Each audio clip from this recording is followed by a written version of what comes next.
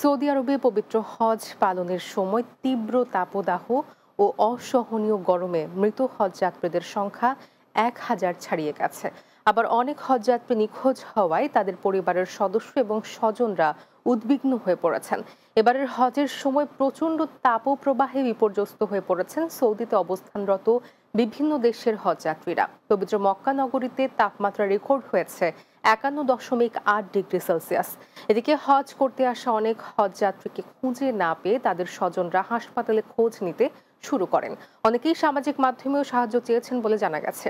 চলতি বছর বিশ্বের বিভিন্ন দেশ থেকে 18 লাখ মানুষ হজের উদ্দেশ্যে সৌদি আরবে সফর করছেন।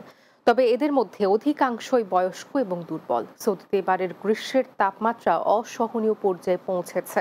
ফলে হজের বিভিন্ন আনুষ্ঠানিকতা পালন করতে গিয়ে প্রচণ্ড গরম এবং রোদের তাপে হজযাত্রীরা অসুস্থ হয়ে পড়েছেন।